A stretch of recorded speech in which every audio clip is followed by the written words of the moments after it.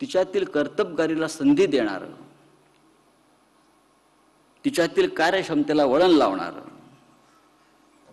असे शरद पवार साहेबांचं नेतृत्व आम्ही गेले अनेक वर्षापासून आमच्या शालेय जीवनापासून पाहतो. अनेकदा आम्ही त्यांच्यावर टीका सुद्धा केली बाळासाहेब असताना. नंतर तरीही यशवंतराव चव्हाण यांचा वारसा सांगणारे आजही आम्ही जेव्हा यशवंतरावांचा उल्लेख करतो, म्हणजे मला ते अनेक भाषणं वाचताना असं वाटलं की यशवंतराव चव्हाण आपल्याशी बोलत आहेत. अनेक विषयात मी पाहिलं की मी काहीतरी हे यशवंतरावांचे जे ग्रंथ आहेत, जे साहित्य आहे, त्याचं प्रतिबिंब मला या प्रत्येक भाषणात अनेक विषयात मला हे जाणवलं. विशेषतः सहकारी साखर कारखान्याचा विषय असेल, शेतकऱ्यांचा विषय असेल, महाराष्ट्राच्या अस्मितेचा विषय असेल, मराठी भाषेचा विषय असेल, या प्रत्येक विषयावरती यशवंतरावांनी आपली मतं ठामपणे मांडलेली आहेत. आणि त्याच पद्धतीनं त्याच विचारानं या 61 भाषणामध्ये मला प्रत्येक ठिकाणी असं वाटलं की कुठेतरी यशवंतराव सुद्धा आपल्याशी हितगुज करतायत. यशवंतराव चव्हाण यांचे राजकीय वारसदार म्हणून जेव्हा आपण पवारसाहेबांचा उल्लेख करतो तेव्हा त्याचा अर्थ असा असतो की यशवंतरावांनी महाराष्ट्र राज्याच्या निर्मितीनंतर ज्या प्रकारच्या भावी महाराष्ट्राचं चित्र आपल्या मनात रंगवलं होतं, त्या चित्रानुसार या राज्याला, या समाजाला, या राज्य शकटाला दिशा आणि गती देण्याचं काम गेल्या साधारण 40-45 वर्षामध्ये माननीय पवार साहेबांच्या नेतृत्वानं केलेलं आहे. त्यात अनेकदा ते राज्यात सत्तेवरती होते, अनेकदा ते विरोधी पक्षात असतील, प्रदीर्घ काळ दिल्लीमध्ये काम करतात.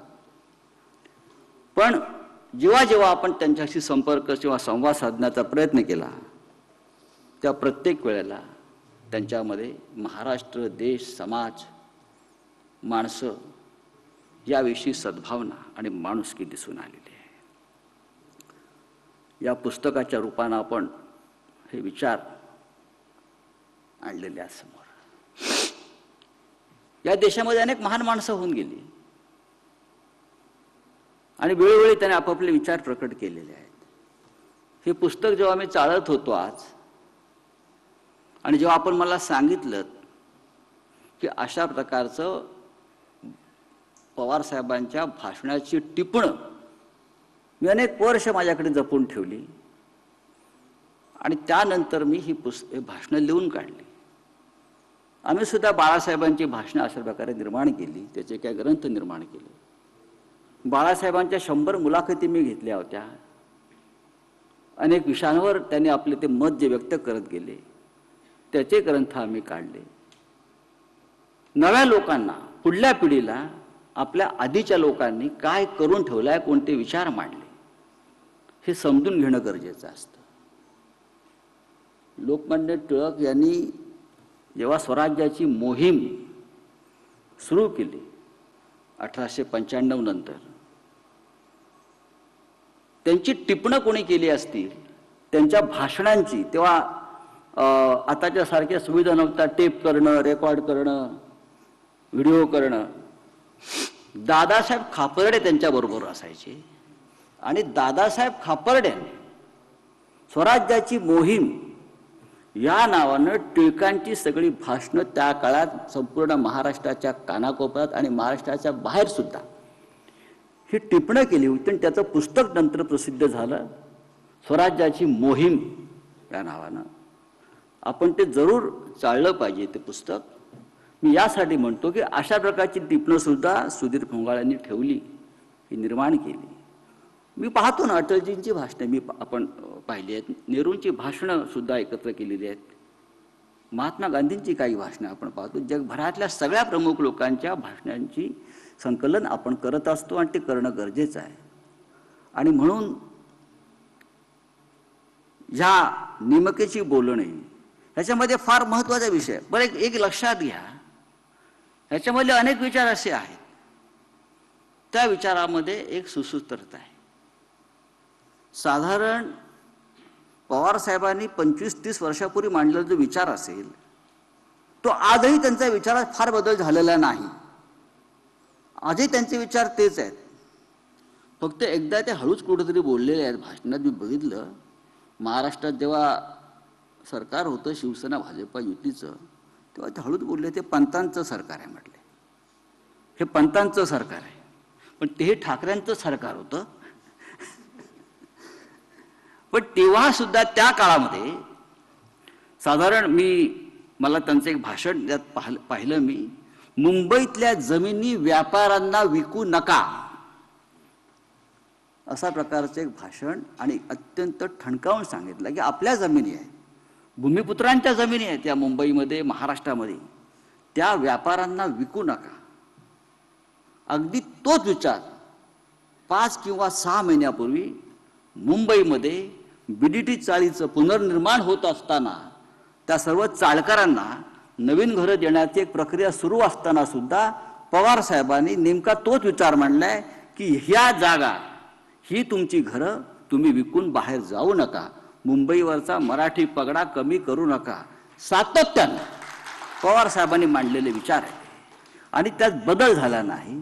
या बाबतीमध्ये सुद्धा मी एक त्यांना धन्यवाद देतो नेहमी की महाराष्ट्रात, या मुंबईमध्ये किंवा महाराष्ट्रातल्या अनेक भागामध्ये आपली मराठी माणसाची पकड, अस्मिता ही कायम ठेवण्यासाठी सातत्यानं त्यांनी हे काम केलं, विचार मांडलेले आहेत. चिन्मयीच्या प्रश्नाला सुद्धा त्याने चांगलं उत्तर दिलं. यावर सुद्धा त्यांचा भाष्य याच्यामध्ये या पुस्तकात आहे. भाषेसंदर्भात त्यांनी जे विचारात प्रकट केलेले आहेत ते आजचे नाही आहेत की मराठी भाषा टिकली पाहिजे, मराठी भाषेचा अवमान होता कामा नये, मराठी भाषेला प्राधान्य मिळाला पाहिजे, हे सातत्याने ते सांगतायत. सावरकरांचे विचारावर संदर्भात त्यांनी नागपूरच्या भाषणामध्ये काही विचार मांडले आहेत.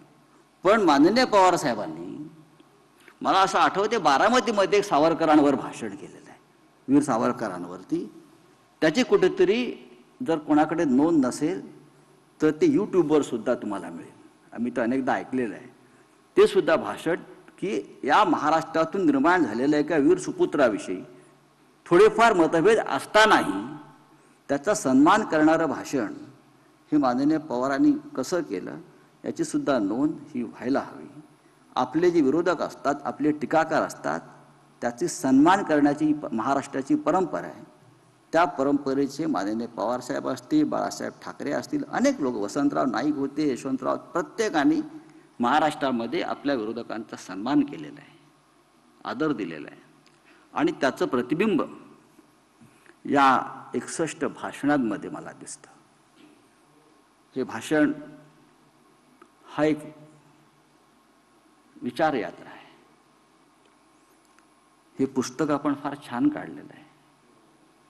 मी आता असं म्हणणार नाही की प्रत्येक ग्रंथालयात हे पुस्तक जायला पाहिजे. ग्रंथालय बंद आहे सध्या, आपल्याला माहीत असेल. आणि मुंबई मराठी ग्रंथसंग्रहालयाचं काम पवार साहेबांच्या लिडरशिप खाली आम्हीच करतोय आणि त्या ग्रंथालयांना परत जीवदान द्यावं यासाठी मी काम करतोय.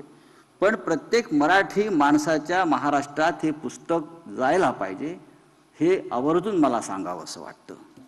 आणि पुस्तक आपण लोकांपर्यंत पोचवाल. त्या पुस्तकाचा दर्जा फार उत्तम आहे, चांगल्या पद्धतीने त्याचे संपादन केलेलं आहे. आपण या कार्यक्रमाला मला बोलवलं, काही विचार मला इथे मांडता आले. मला असं वाटलं की सौमित्र एखादी कविता जाता जाता, मी त्यांच्या कवितांचा फार फॅन आहे, आणि त्यांची जी कविता आहे, मुसळधार पाऊस,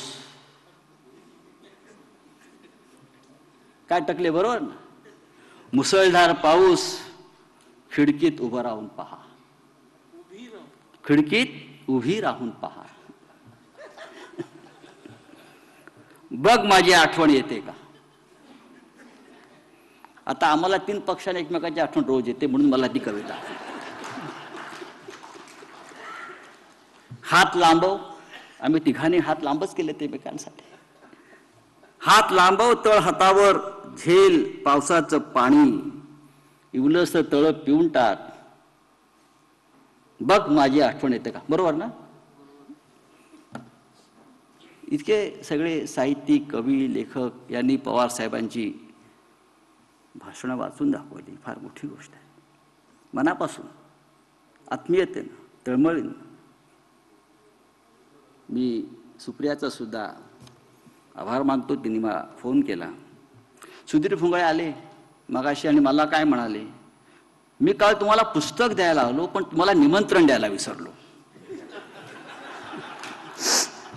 मी बोललो हे काय असतं? मी पुस्तक तुम्हाला द्यायला आलो पण निमंत्रण द्यायला विसरलो. मी बोललो मी निमंत्रणाशिवाय यावं अशी जी काही कुटुंब आहेत त्यातलं हे पवारांचं कुटुंब आहे. आणि आम्हाला आदेश ऐकायची सवय आहे. आम्ही किती शिखरावर गेलो तरी आम्हाला आमच्या घरच्याने आदेश दिला की आम्ही तो न कुरकुरता पाळतो आणि पोचतो. ही आमची परंपरा आहे.